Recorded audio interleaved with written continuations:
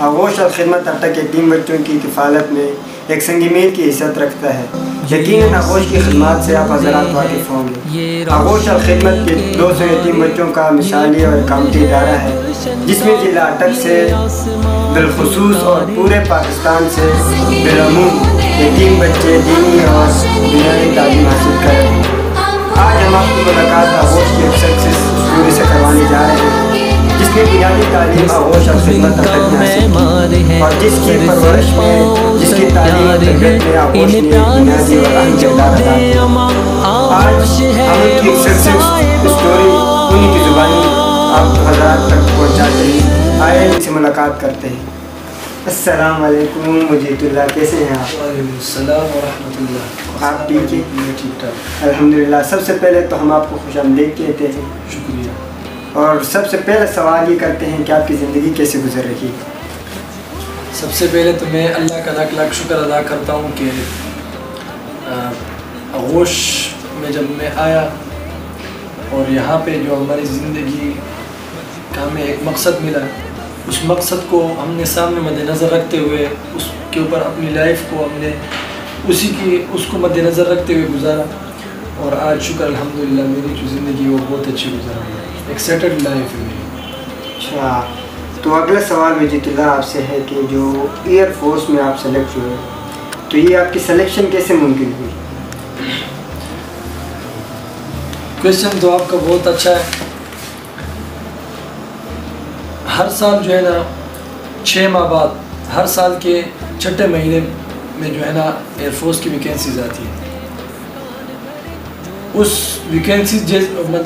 جیسی ویکینسیز آئی، ہم نے اپلائی کیا، اور اس کے لیے ہم ایلیجیبل کیسے ہوئے، اس ایلیجیبلٹی کو جو ہے نا وہ آغوش نے بنایا ہمارے لیے، مطلب اس ایلیجیبلٹی کو جو ہے نا وہ آغوش نے ہمارے اندر بنایا، ہمیں اس قابل بنایا کہ ہم جو ہے نا اس کرائٹیریا پر اتر سکیں، اس کو حاصل کر سکیں۔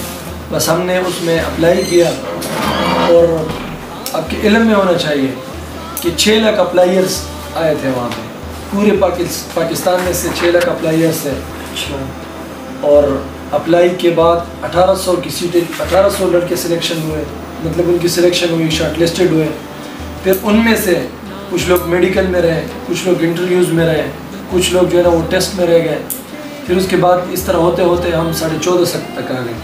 پھر اس میں بھی کچھ لوگ جو ہے نا وہ فائنل میڈیکل میں چلے گئے، پھر ہم 1400 رہ گئے۔ تو اس میں جو شکر الحمدللہ اللہ کا لاکھ لاکھ شکر ادا کرتا ہوں کہ 34 نمبر پر میرا نام لسٹ میں آیا تھا۔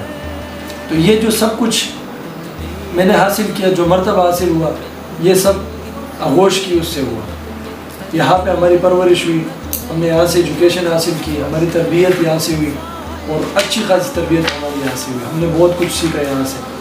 تو اسی کی بنیاد پہ ہماری وہاں پہ سلیکشن ہوئی۔ مجید اللہ، یہ آپ کے لیے بہت بڑی کامیابی ہے کہ 6 لاکھ میں 34 نمبر پہ آپ کی پوزیشن ہے۔ تو اگلا سوال آپ سے یہ ہے کہ آپ اس وقت ایئر فورس کی زندگی اور آغوش کی زندگی میں کیا فرق محسوس کرتے ہیں؟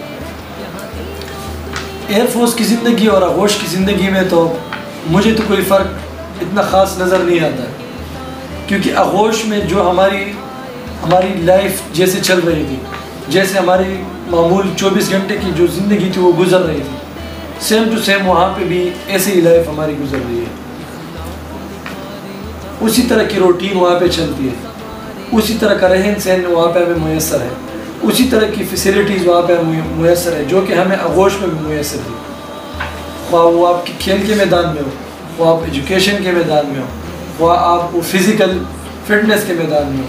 تو جو سہولیات ہمیں آغوش میں میسر تھی وہ سہولیات ہمیں ایئر فورس میں میسر ہے۔ اچھا مجید اللہ، جب آپ کے والد محترم وفات پا گئے تو آغوش کا آپ کو کس نے بتایا؟ کون آپ کو سر ادھر آغوش میں لے کر آیا؟ یہاں پہ الخدمت کا جیسے آپ کو پتہ ہے کہ تعلق جماعت اسلامی سے ہے، تو ہمارے وہاں پہ ماموں جو ہوتے ہیں وہ جماعت اسلامی کے جو ہے نا وہ ناظم ہیں۔ اب ان کے ساتھ جو ایک نام تھے سیف الاسلام مولوی صاحب ہیں، ان کا یہاں پہ ریلیشن تھا اٹک میں، تو ان کے مطلب وہ انہوں نے ہمیں آگاہ کیا کہ وہاں پہ ایک ایسا ادارہ ہے آغوش جو کہ یتیم بچوں کی کفالت کرتے ہیں اور ان کو جو ہے نا ایک ایجوکیشن کی ماحول فراہم کرتے ہیں وہاں پہ. وہ وہاں پہ اس طرح ہمیں آگاہی ہو گئی, ہمارے ماموں یہاں پہ ہمیں لے کر آئے, پھر یہاں پہ ہمارا ایڈمیشن ہو گیا اور اس کے بعد ہم نے جو ہے نا اپنی لائف پہ اپنی جو کیریئر کا آغاز یہاں سے کیا. اور آغوش کی تعلیم و تربیت نے آپ کی زندگی پر کیا اثرات چھوڑے؟ دیکھیں میں آپ کے سامنے ہوں تو بس یہی آپ اثر دیکھ سکتے ہیں کہ آغوش کی زندگی تھی اس کے میری زندگی پر کیا اثر. اب میں جو کچھ ہوں اسی آغوش کی زندگی, اس آغوش کی جو لائف تھی اسی لائف کی وجہ سے میں اس مقام پر ہوں. سیکنڈ لاسٹ کویسچن, اگر آج وجیت اللہ آغوش میں نہ ہوتا تو کیا ہوتا؟ دیکھیں یہ سب قسمت کے جو ہے نا معاملے ہوتے ہیں. اللہ تعالیٰ نے انسان کے لیے ہر کام جو ہوتا ہے اس میں اللہ تعالیٰ نے انسان کے لیے بہتری لکھی ہوتی ہے اس میں. تو آئی تھنک کہ یہاں پہ ہماری بہتری تھی, اللہ تعالیٰ نے ہمیں اس مقام پر پہنچایا اور ہم ایک سکسیزفل انسان اس ٹائم بنے. لیکن اگر ہم باہر اور بھی ہوتے لیکن انسان کی مین چیز جو ہے نا وہ پرورش پہ ہوتی ہے.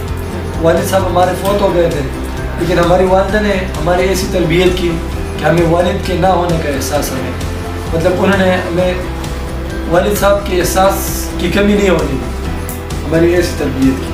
تو آئی تھنک کہ میں وہاں پہ بھی سکسیزفل انسان ہوگا. لاسٹ کوسچن, آغوشین کے لیے کوئی پیغام؟ آغوشین کے لیے یہی پیغام ہے کہ میری جو اچھی تعلیم و تربیت یہ سب آغوش کے بطور ہوا. اس کے مطلب میں آغوش میں آیا اور پھر یہاں سے اپنی ایجوکیشن سٹارٹ کی. انہوں نے ہماری تربیت کی, اچھے اساتذہ یہاں پہ میسر تھے, ہمیں ایک ماحول ملا, اس ماحول کا ہم نے بھرپور فائدہ اٹھایا اور اپنی زندگی کو جو ہے وہ ایک کامیاب زندگی دی. ٹھیک ہے وجیت اللہ بھائی, آپ کو بہت بہت شکریہ, آپ نے وقت دیا اور ہم آپ کے لیے دعا گو ہیں کہ اللہ تعالیٰ آپ کو مزید کامیابی دے. شکریہ.